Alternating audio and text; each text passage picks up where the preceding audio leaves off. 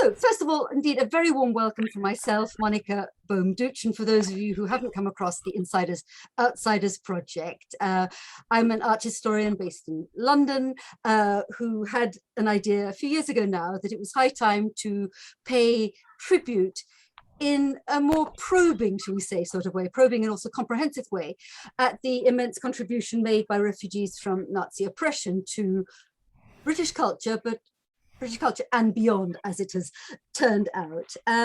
There was a face-to-face year-long nationwide arts festival that took place between March 2019, March 2020.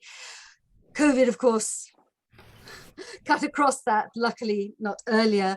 And the obvious thing was to go online. And indeed, blessings in disguise, as my lovely father used to say, you know, it has given the Insiders Outsiders project an unexpectedly rich and ongoing afterlife in the form of an ongoing series program of online events, which has also enabled members of the second and indeed even third generation to also be heard, often not exclusively, but often in relation to their family's complicated and fascinating histories. And you can see where Lydia's position might be within all that.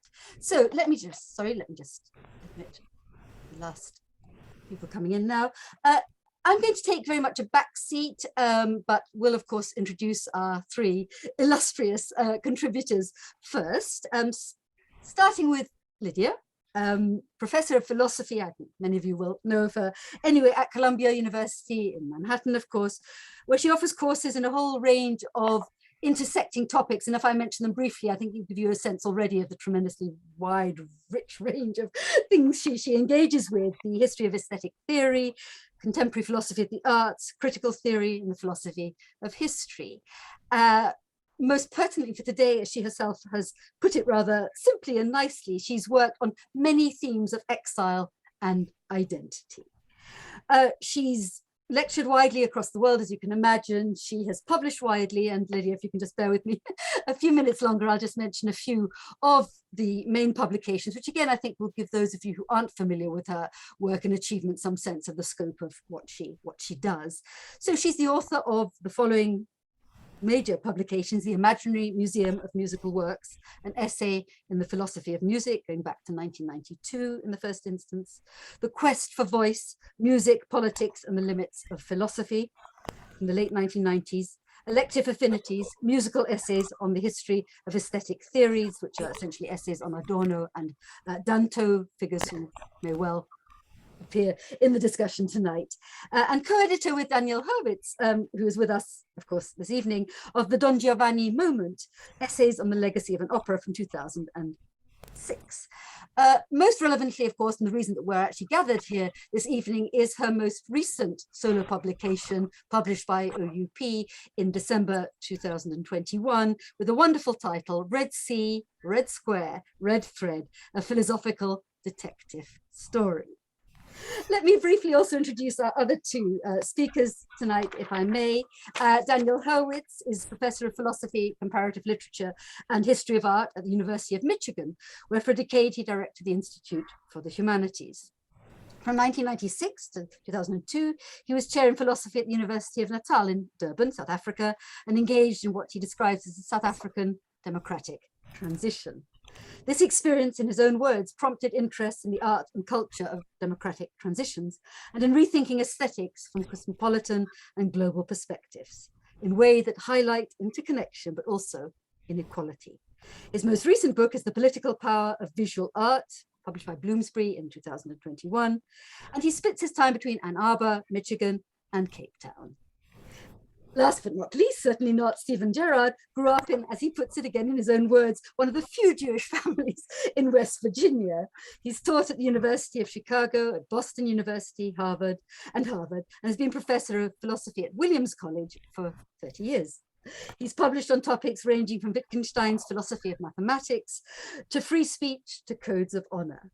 And lastly, and intriguingly, he tells me that in 2020, an award-winning Award-winning Indian filmmaker, I think I'm right, yes, Amit Dutta, turned his article, How Not to Do Philosophy, Wittgenstein Plays Chess with Duchamp, into a short film. And I don't know whether it's actually available, Stephen, at the moment. I did do a check and I don't know whether people can access it, but it looks thoroughly intriguing, as entirely expected. So I think we're in for a treat, a mind-stretching, mind-broadening treat.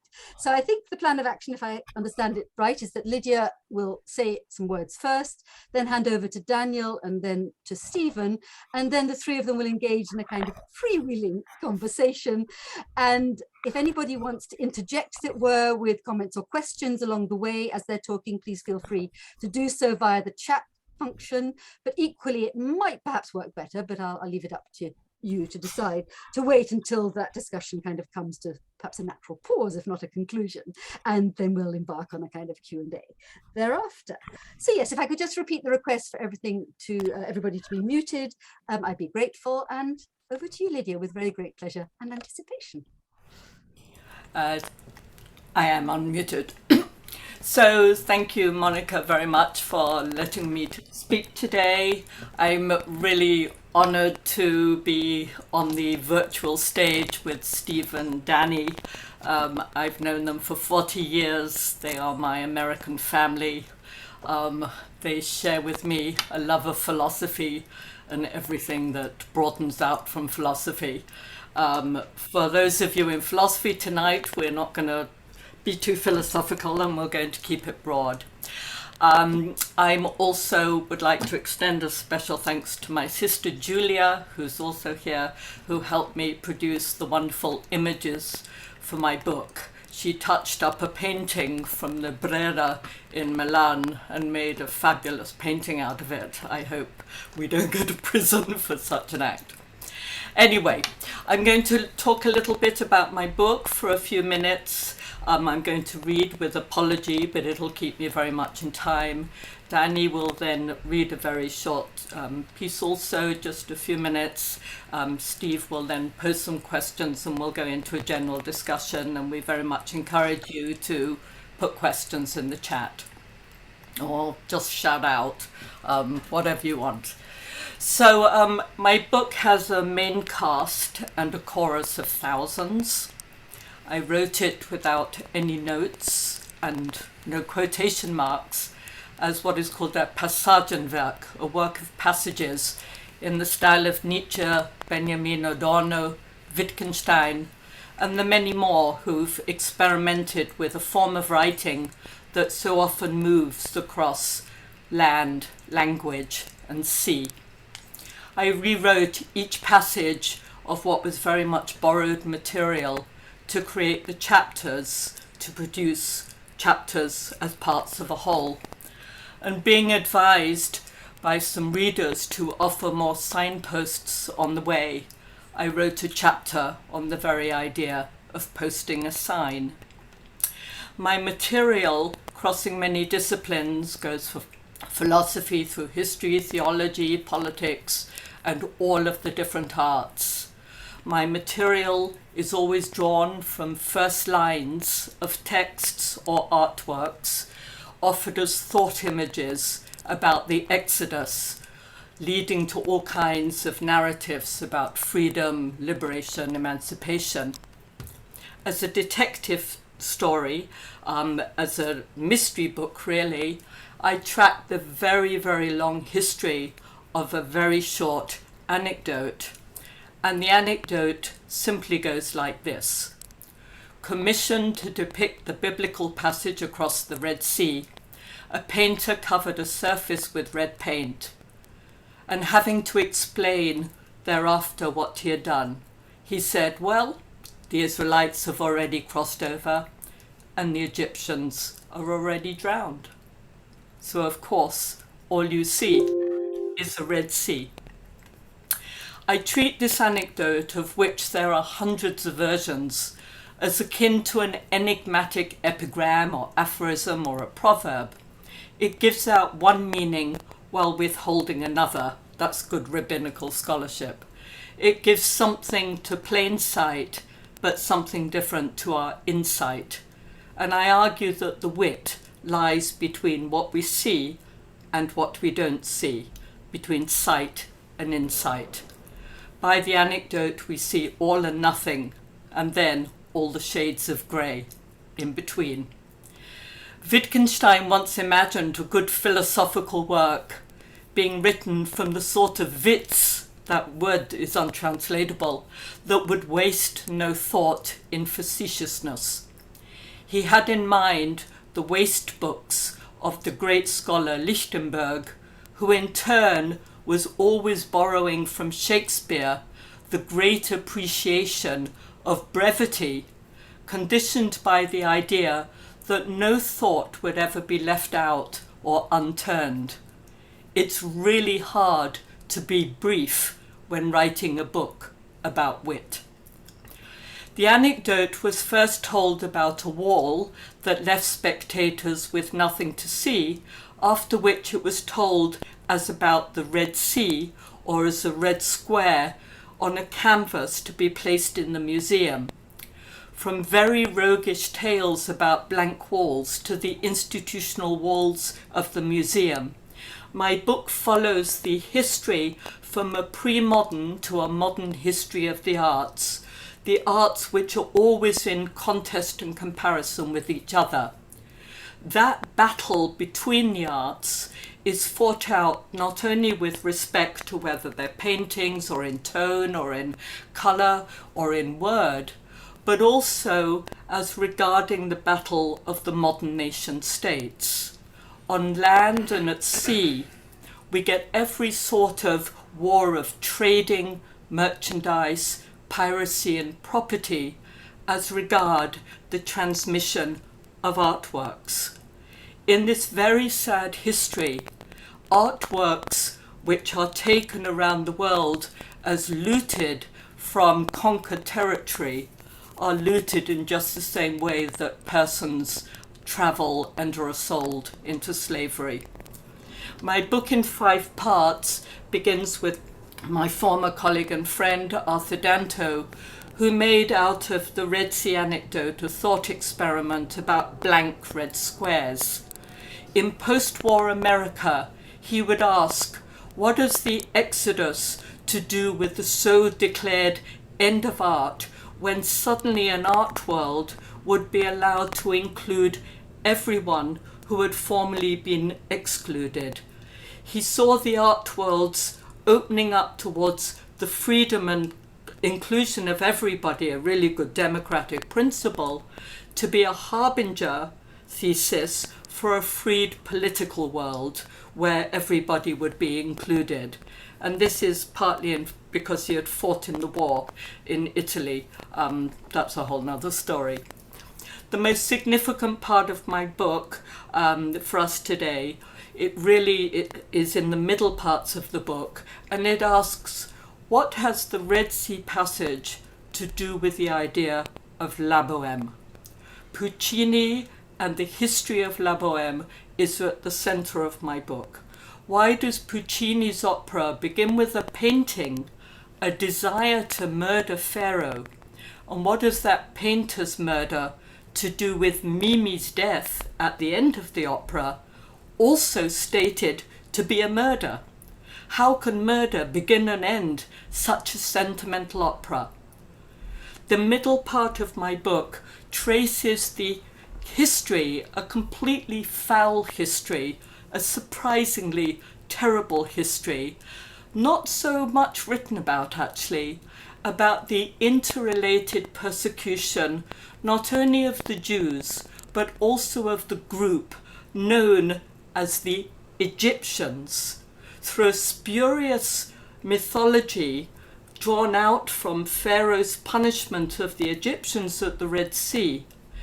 The word Egyptian gave the name to the name of gypsy, and then to lots of cognate terms of Pharaoh's people.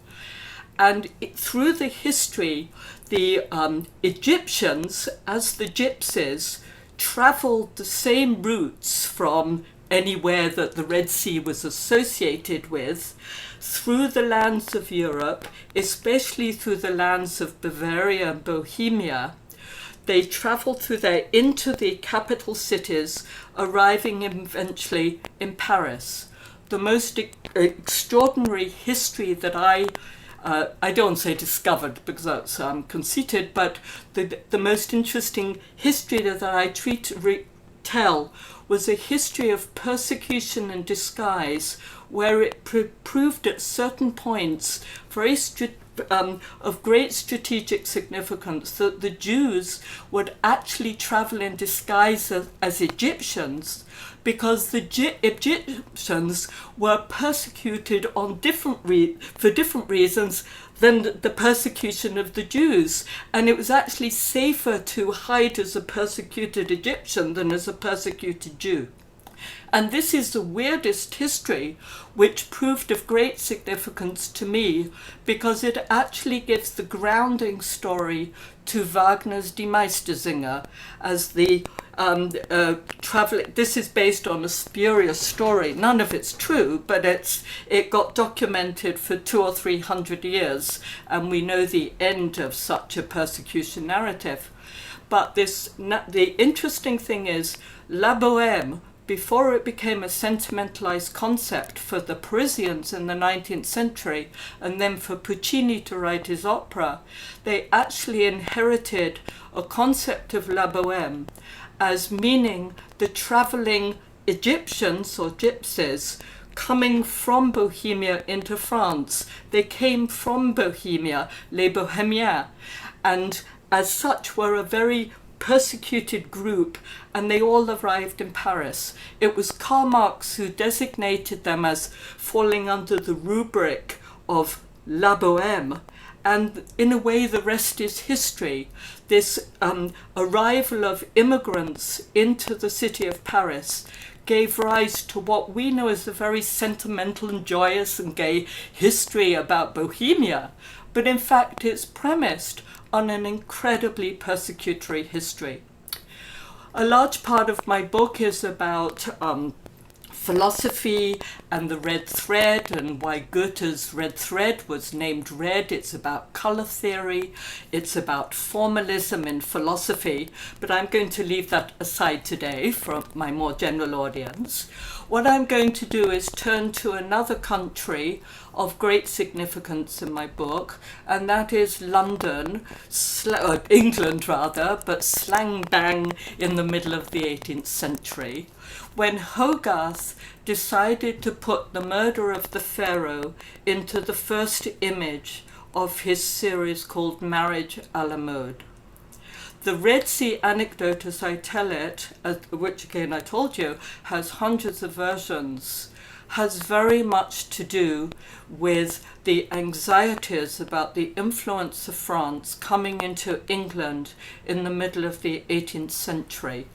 What Hogarth produced as a beer street to fight against the influx of gin or import of gin from France is the mythology around Beer Street is actually identical almost in rationale to what today we call Brexit. The Brexit was the Beer Street of the 18th century.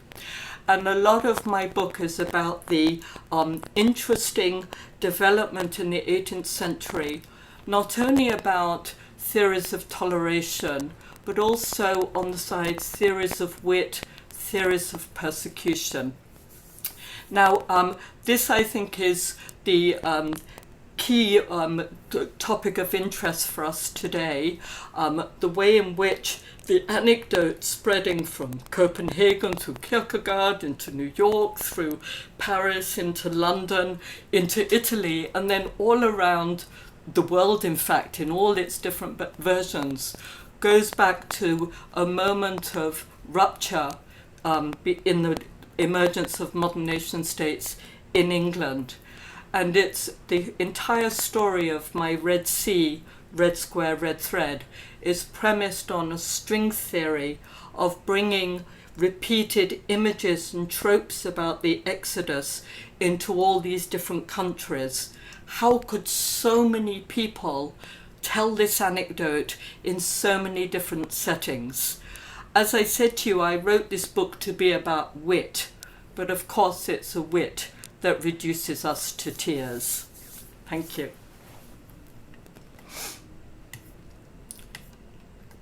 Thank you for that, Lydia. That was absolutely wonderful as far as I'm concerned. And after 35 years, I am still delighted to be talking to you.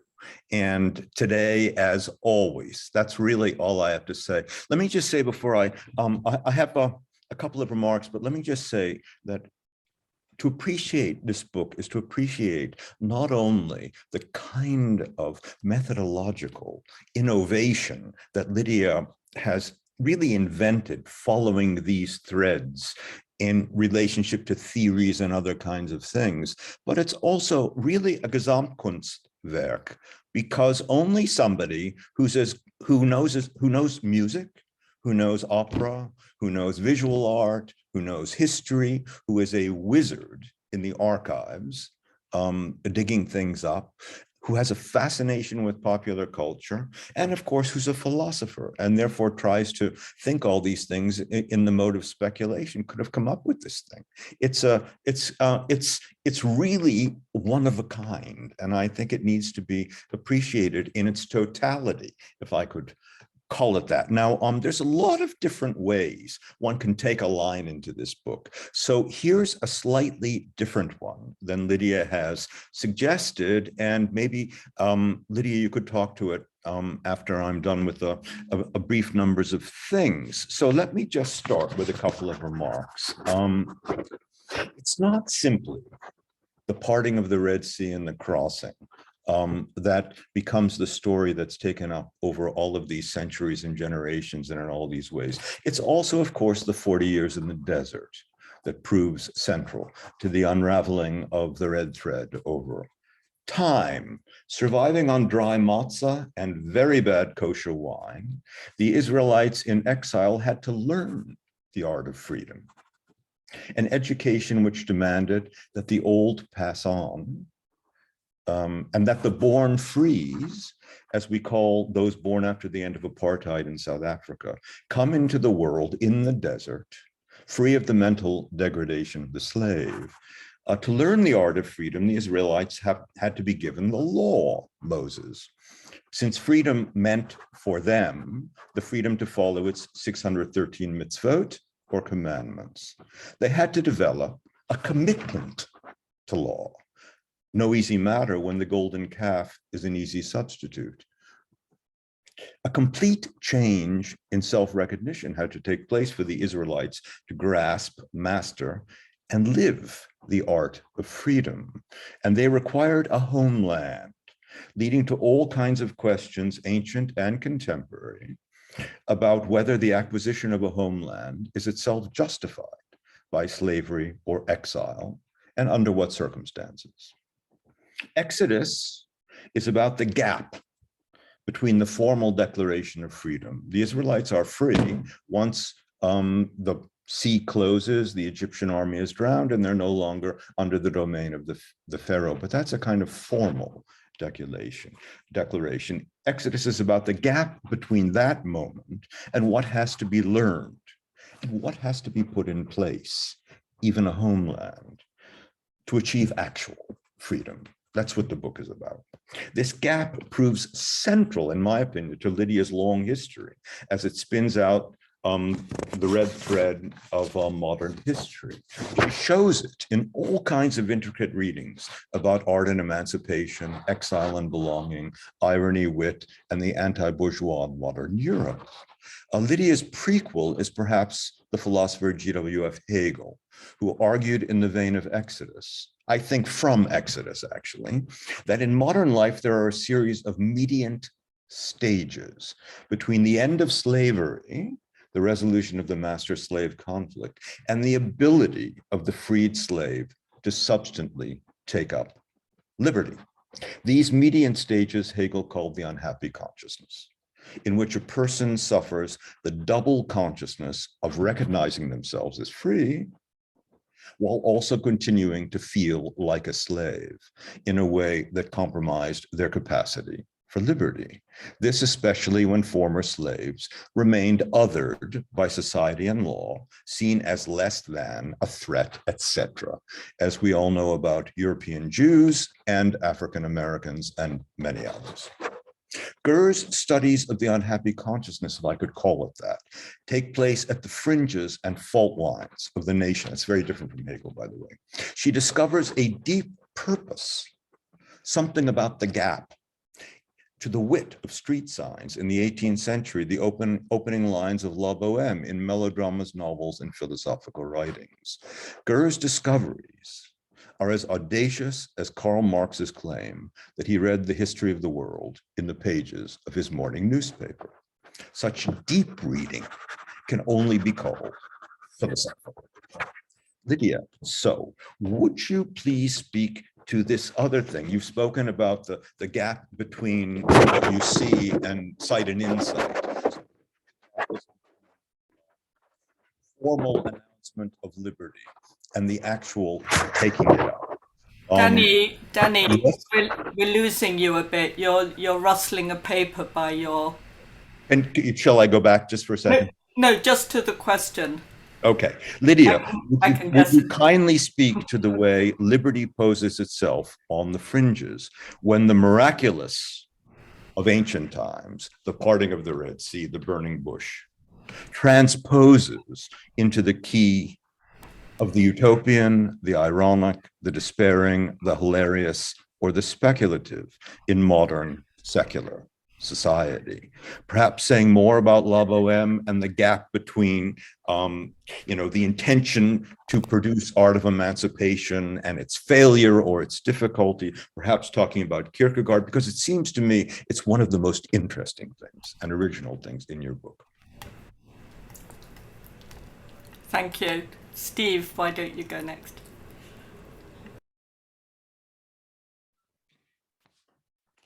So I have a question for you, Lydia, but let me begin by speaking for a moment to those of you in the audience who are eagerly waiting for a semester to end so that you'll have a chance to open the book and what to expect.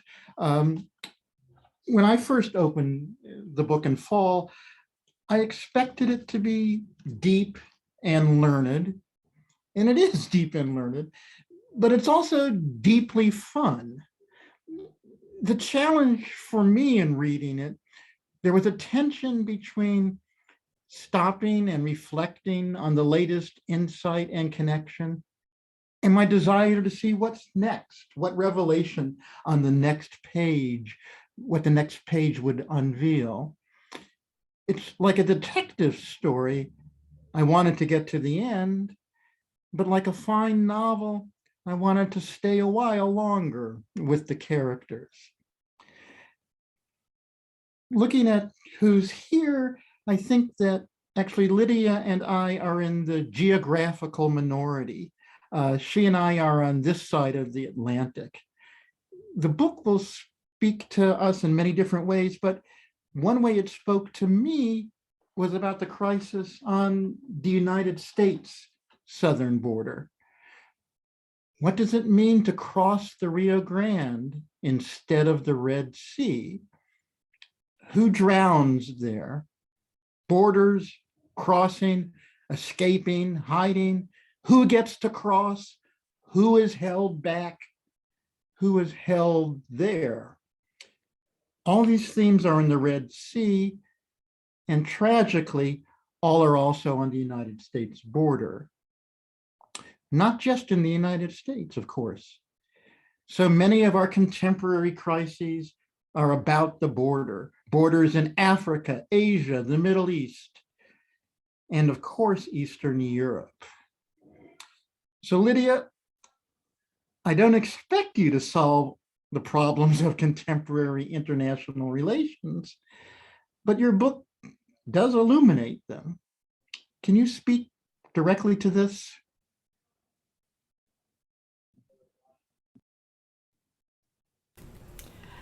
Thank you so much for those comments, and there are some of you who are very up on current political issues, and I do encourage you to join the discussion. One thing, I wrote the last parts of the book during the Trump presidency. So, I mean, I couldn't help but be struck by issues at the border, especially when he condemned all the people trying to get into America as belonging to a caravan. And I thought, oh my God, this caravan has been traveling for so many decades. What was completely surprising and depressing to me was how much the rhetoric of our contemporary debates is not only located in the rhetoric around the Second World War, that has been absolutely obvious in the press in the last days, but how it actually goes back into pre-modern centuries of persecutory language, of condemning people by naming them in such a way. Names, really, this problem of naming, which is one of the hardest and most serious issues in the Bible, of who belongs to the family, who gets to join into the family of all families, is really the sort of biblical anxiety, and certainly the anxiety of the Jews, and also, as I explained, of the Egyptians. One of the things that struck me most, and one thing I stressed throughout my book, was the issue of the way in which borders become, for many philosophers and many writers and thinkers, points of threshold, of moments of change, fine red lines between, as Danny put it, between the condition of servitude and the condition of freedom. How fine a difference there is between the day before, when you were still in servitude, and the day after. Elliot Carter wrote an opera, I believe, called What Next? But a German writer had already written a novel of the same, Was nun? What now? And that Was nun, what comes on that moment of freedom when you have suddenly this claim, you're standing on the shore, and you say, we are free, but then all of the work of freedom begins. And that's the most important thing that I follow, that these constant claims of autonomy or freedom in the art world or in the political world carry this sort of formal declaration, absolutely crucial as a political statement. We are now free, we've reached some sort of promised land. But now all the hard work begins. And my project was less about, it's in part Hegelian, about the working out of social theory in the project of freedom. But it's all about how in all my narratives, as you said, through the narrative of La Bohème, through the narrative that Kierkegaard offered, through even Arthur Danto's extremely optimistic narrative, these emancipation moments really overturn themselves to become new forms of terror, new forms of exclusion. We know that, of course, from the French Revolution. So it's about how these promises are crucial to the narrative, but the real hard work takes place on the ground. And so I wrote my book in the spirit of critical theory with Walter Benjamin, much more this time than Adorno, and wrote it about the material difficulties and the necessity to survive day to day on the ground when one is traveling from one country to another.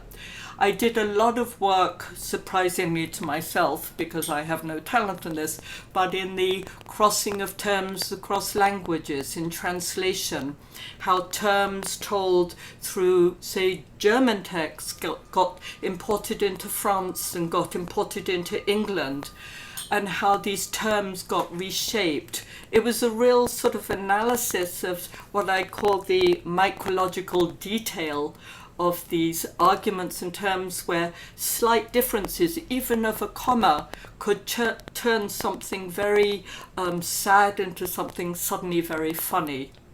As I traced my singular anecdote throughout the book, I tried to trace that notion of this wit that occurs with tragedy, but also what I called putting a toe on the hyphen between things. Steve, I know that you're very interested in the hyphen. It's two things that are joined together. Maybe, Steve, you want to say something more about that? I'm fascinated by hyphens. And it's a thin line, perhaps a thin red line. And so much of Lydia's book is about thresholds. As she mentioned, what freedom and the threshold between freedom and servitude, servitude and freedom, night and day. But I want to go back for just a moment to my side of the Atlantic. And I happened to come across this speech by President Teddy Roosevelt in 1916. He was no longer president, he was an ex-president, but just a couple of lines. In 1916, ex-president Teddy Roosevelt said, "I stand for straight Americanism, unconditioned and unqualified, and I stand against every form of hyphenated Americanism.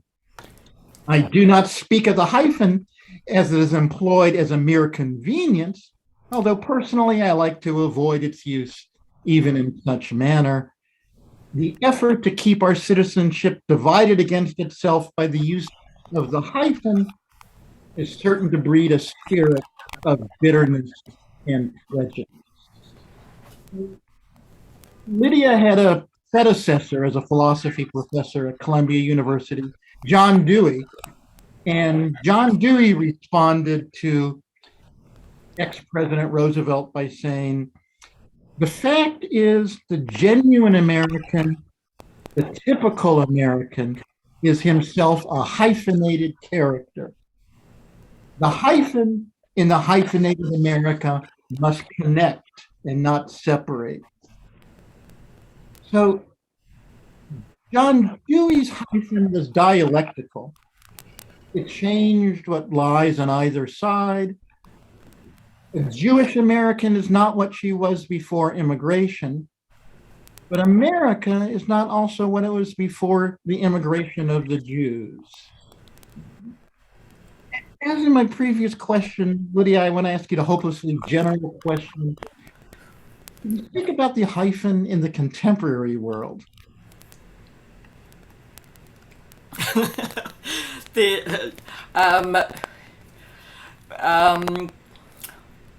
I think a lot of us, I mean, I've written about this in other writings, in part about this hyphen, which is about the claim of identity, of always for so many of us having a double identity. We talk about ourselves as English perhaps, or American, and Jewish, and this is meant to seem to be prove a conflict or an advantage to us. We see ourselves, I mean, at the moment, the Ukrainians are caught between declaring themselves now Ukrainian, but not Russian, even though 4 weeks ago or 8 weeks ago they were Ukrainian Russians, and that was actually promising to be quite a productive thing.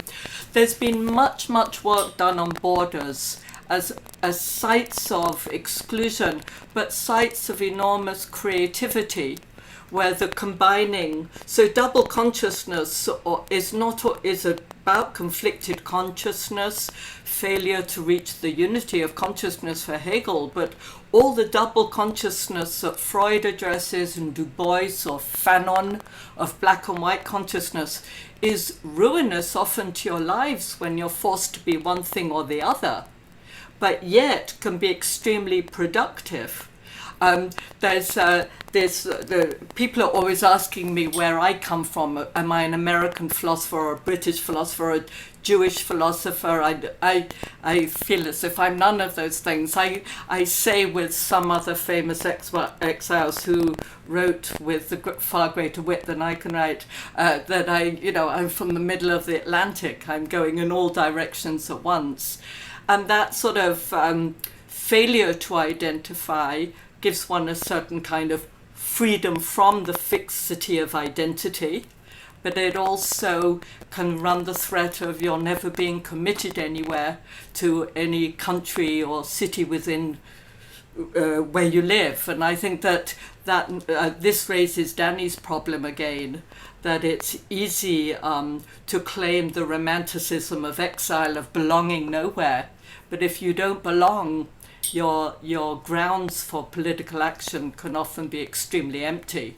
You can end up doing nothing because you don't belong anywhere to do anything.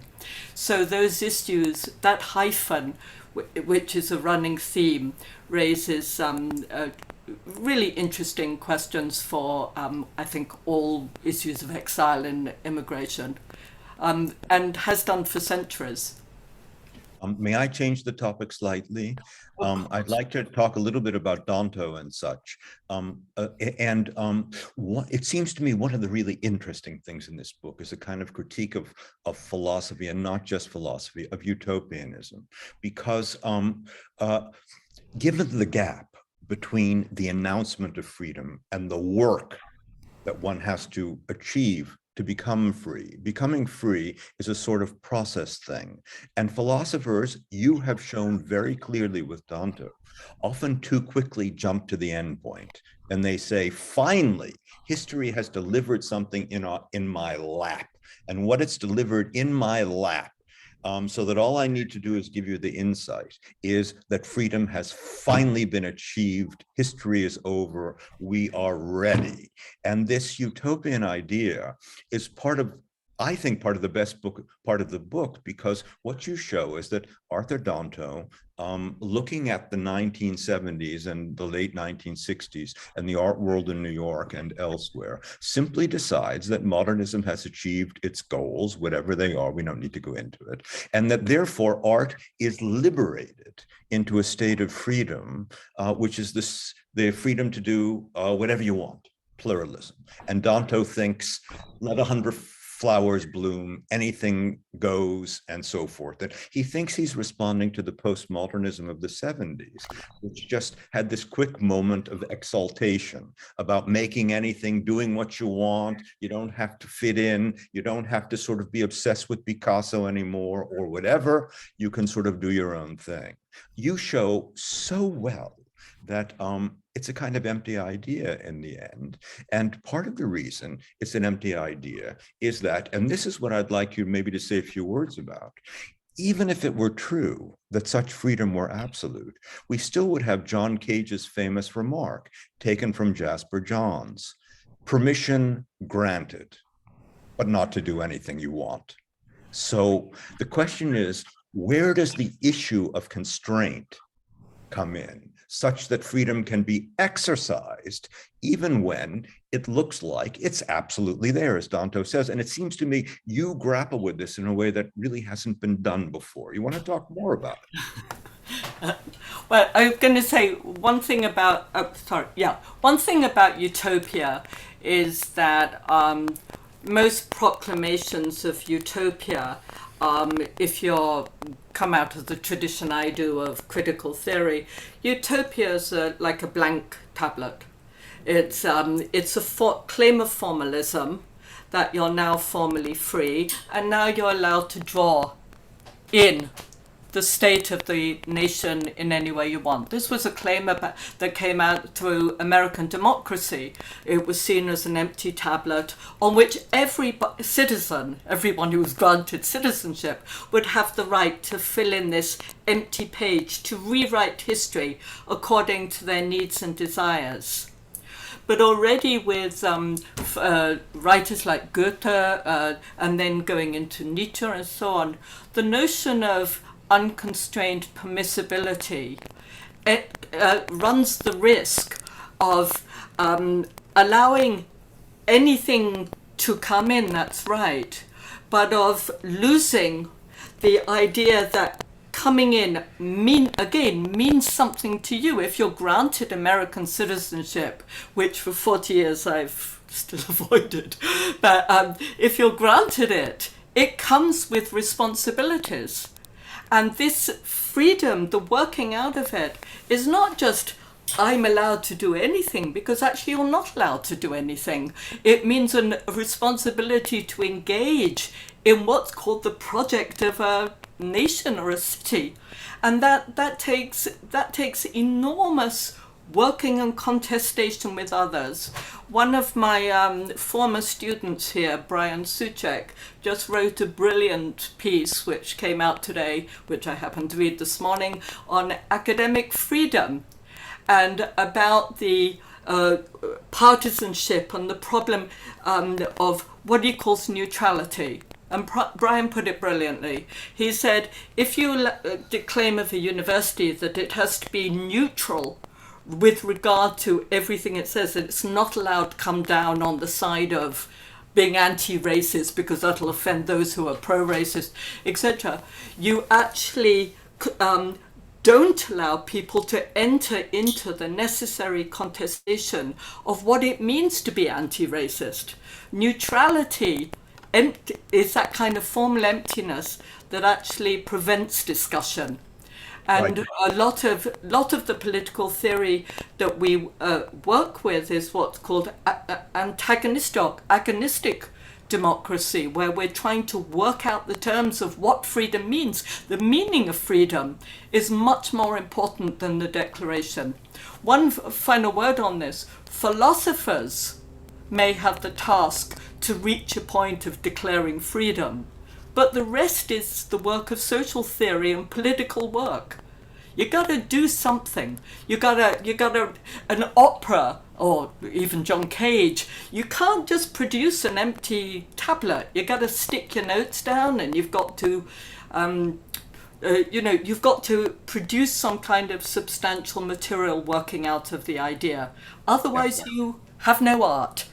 And So- in a state of absolute freedom, what it means is, in the absence of rules, the hard part is to achieve, in the context of work, the formal constraints against one's own instincts to a certain extent. Yeah, So that's very much. Yeah. I think that's what you've done in this book. Actually, you started out. You could have gone anywhere, but you had to find a focus. You limited yourself as wide open as it is, and that's the hard part, actually. That's the finding of a thread, finding a key, something to say about it. But actually going back to Danto, I just wanted to say one of the dominant motifs in my book is the repetitive second Moses. There's no third or fourth Moses, there's always a second.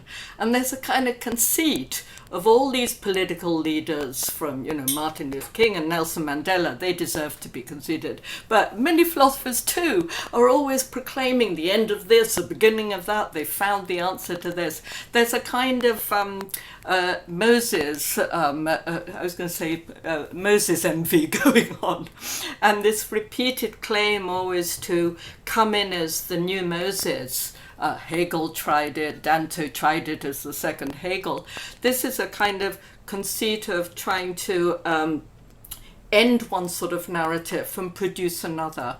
But on the other hand, if you didn't have that, Wagner, the great master of conceit, no opera before and now nothing after could possibly follow. This is a conceit, but it's almost a necessary one. It's what Hegel called the great men of spirit. You gotta deflate them a little bit. And a lot of my book is about the deflation of such sort of superiority of narrative. Maybe we should open up a bit to... Good idea. If there's some questions. Daniel. It says, I'd like to ask Lydia a little more about the details of Bohemians and Gypsies. Daniel, do unmute yourself. I think probably under the circumstances, if people want to sort of talk rather than write, Yeah, that'd be lovely. most appropriate. Daniel, go ahead. Oh, maybe he's gone away for coffee. I doubt it. Daniel? Well, No. How about that?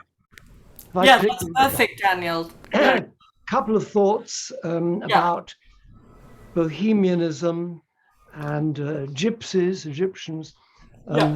As you'll know very well, Lydia, it's not only the Puccini La Bohème opera, but Leoncavallo, who wrote Pagliacci, also wrote a Bohème opera. And they go back to a French author called Murger, 50 years earlier.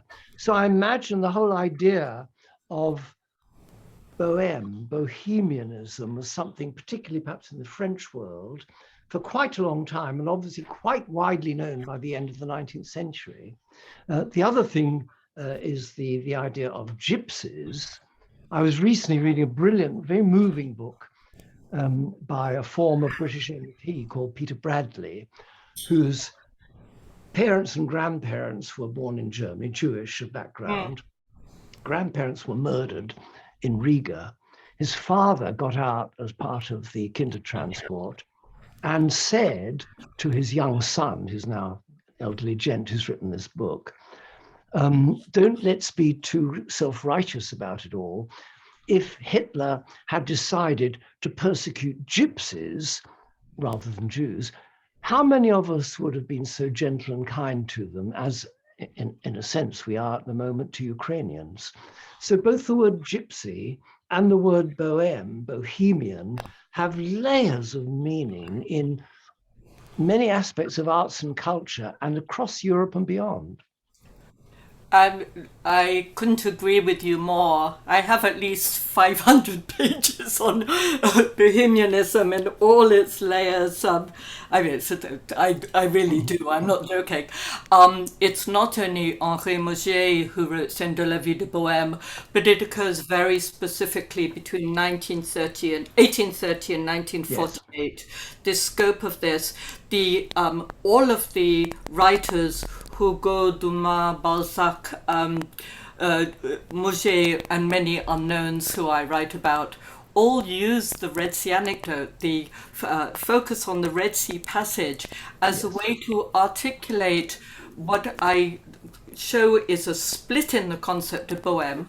There's one Bohème which is about the sentimentalization of the gypsies, so you get operas like Carmen, of the anti-civilized figure who goes back to the sort of pre-civilized naturalness in Rousseau's work, and that kind of discourse. So you have this naturalization of the gypsy who comes from Spain, who's full of romance and color and always wears red, and so on, but has to be killed in the end, of course, also has to die.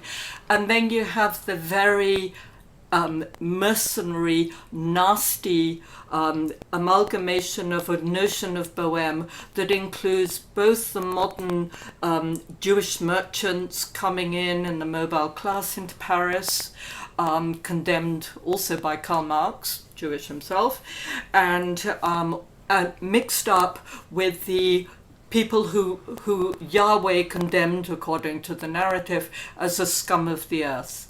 And this mixture of Jews and Egyptians played out in French literature happens to coincide exactly with what Kierkegaard is writing about in Copenhagen. And the interesting thing is both in Paris and in Copenhagen, in these new capital cities, they both inherit this language from London in the 18th century. That's what's so interesting. Bohemia is has this trajectory, of course, into Paris via Bohemia of the German-speaking lands, but it also has this amazing sort of stop-off point in England in the 18th century.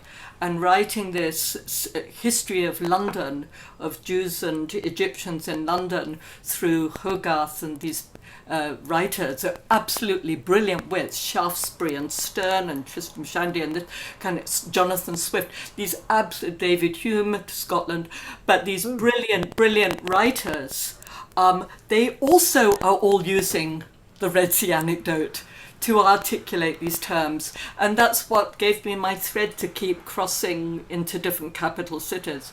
But you're quite right. I would hope that anyone, if they ever could get through my book, and I hope that some will never listen to Puccini's opera in the same way.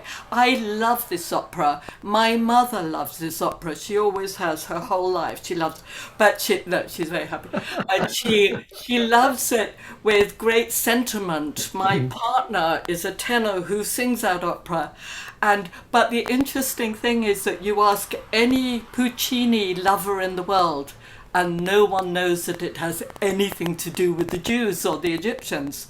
And it's a different spin on that opera, deeply bound up with the kind of strange reading I also give of Meistersinger, which is actually influenced not only by German texts about Jews and all that stuff we all know about, but is based on Walter Scott's writings about Bohemians in Scotland and France. So it also has a gypsy thread, which has never been pursued for the figure of Beckmesser through the opera. So it's a long answer, but you asked me for a long history and complicated, so that it is. Fascinating. You've got to read the book. Thank you, Lydia. You certainly do. Lovely. I'm looking at the time. It is now. Hold on. I had a feeling things would come in at the last moment. Lydia, do you want to read it to yourself? Or I could read it out, but I think everybody can see it. So Virginia, whom I believe is in Brazil at the moment, and she wants to ask me about the monochromatic monotheism.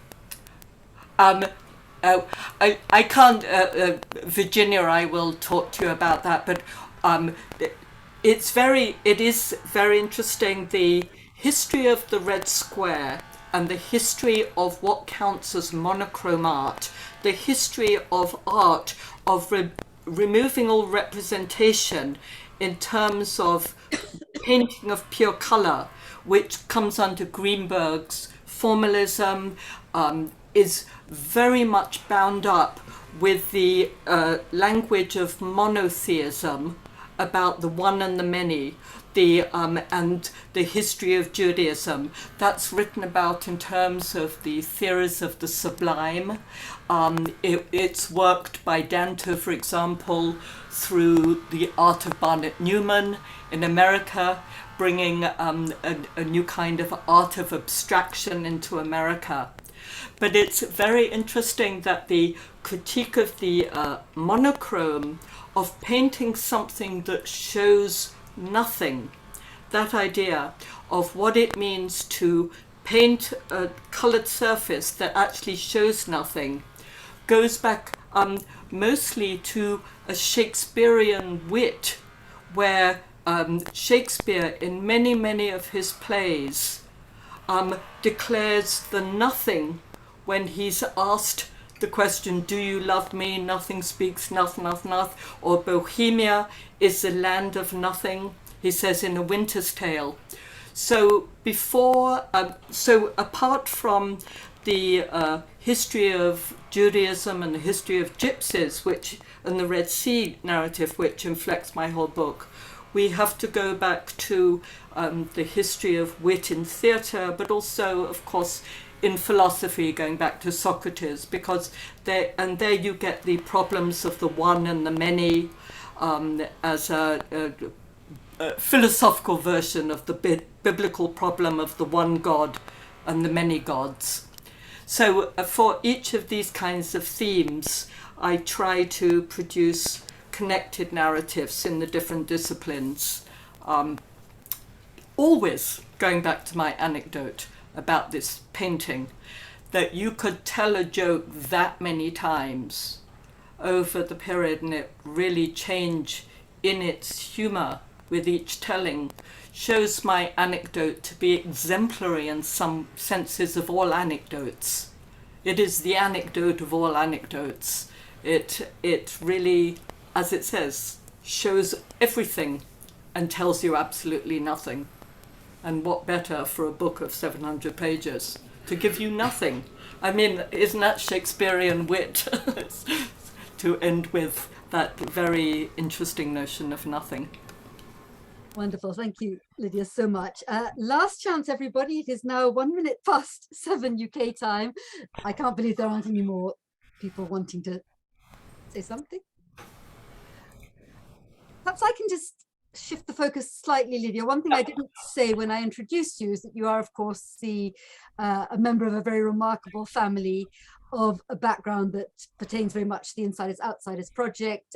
Your father, who I'm very pleased to see is with us, is an eminent, now British based composer. Your grandparents, Walter Goehr, was a refugee from Nazism, composer, conductor, and your grandmother, who I remain totally intrigued by, Lydia Goehr, was a wonderful musician turned, or simultaneous musician, come photographer. And I should add, while I think about it, there is a recording of an online event that Julia Crockett, Lydia's sister, helped organize about Lydia as part of the Insiders Outsiders program that can be found on our YouTube channel. So I would very much urge you to listen to that. But maybe a difficult question to answer, maybe you don't even want to try and answer it, but, you know, how do you see your activities as an academic, as a thinker, as a human being, you know, in relation to your family's history? What links might one make? I think every word I've ever written is about my family history. I wrote my first book because my dad told me I couldn't get up and dance when I listened to music in concert halls. I mean, I asked the question, why do I have to sit still? I've never wanted to sit still in my whole life. So I wrote my first book about the history of the concert hall. My second book was all about exile, but there's one question in my that second book that relates to what I wrote about in my red book, and that is that when many of the German Jewish composers came to America, one of the questions was, would it make any difference that they were coming to a country where they didn't speak the language of the country, as if America has one language, but we all know it does then, I did then at least, and that was English. So what would it mean for a German composer? And there was this strange myth put forward, very much promoted by a history of aesthetic theory about music, that music has no national identity, that music, being of tones and nothing else, which is a lot of crap, but just only being about its notes, doesn't carry any baggage of other kinds of languages, any kind of associations of being a German musical language. So I wrote a lot then about the transmission of German music into America and the sort of problems that they had when they were really needed to ask whether any changes would be expected of their composition, given that they were coming to a new country. And there's a fascinating literature, both I know in England, Dan Snowman's written quite a lot about this, of course, and many others, but a question amongst musicians about what it means to change country. And I think that changing country, which I have done and used to do quite a lot by always being on the move, is becomes a question of understanding ideas, watching the transmission and subtle of change of ideas through language and through translation. And if I were really better at languages, the translation would be the main project. I mean, really, there are people in my family who are really good at this.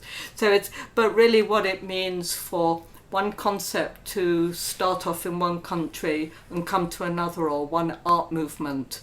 So the fact that my anecdote could travel over country and land, but keep being told in different languages, meant that it became an anecdote about the very exile that it was putting into question by its subject matter. So everything about my family is, I think, almost always in every one of my sentences, I would say.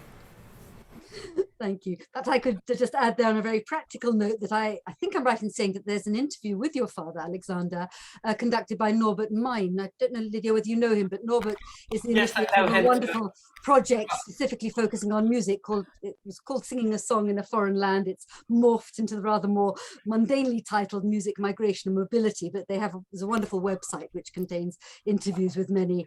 I actually just gave a lecture at their last conference. Oh, fine. I just want to very briefly tell you this. It's about the notion of portability, and it's about early film comedy, Charlie Chaplin and the Marx Brothers, when they used musical motifs. And the interesting thing about those motifs was that they always carried with them on ships and trains and all the rest of it, the heaviest instruments they could find, namely the piano and the harp. So a comedy was made about the notion of portability by taking instruments that you actually couldn't carry with you. And that was about this sort of great burden on the back. So there's many, many comedies about pianos on people's back. So portability is one of my favorite themes, I would say, at the moment. I carry my violin now on my back. That's my new portable world. Lovely. Well, we could go on all night, as I fully anticipated. I'm thinking we should probably draw things to a conclusion, unless Stephen and or Daniel, you'd like to add something? No? Once again, being very practical, let me just add something I have omitted to mention thus far, that for those of you who are raring to have a go at the book, and it is long, it's challenging, but what an amazing achievement it is.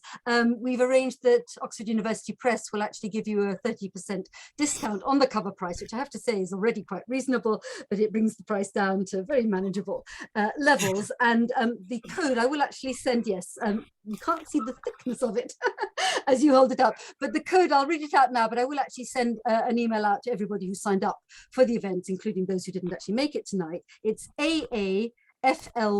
I wonder if there's some arcane significance in that. So AAFLYG6, which you will enter online with Oxford University Press. And last but not least, all being well, the recording will be uploaded onto the Insiders Outsiders YouTube channel within a week or so, if not before. You'll find it on Google easily enough. If you have any problems, contact the address given on the Insiders Outsiders Festival.org website. And well, all that remains really is to thank the three of you very, very much indeed. It was totally scintillating, mind-stretching in the best possible sense. And I wish everybody well. Thank you for joining us, and perhaps thank you all. Future events. Many, many, many thanks. All the very best. Good night. Thank you.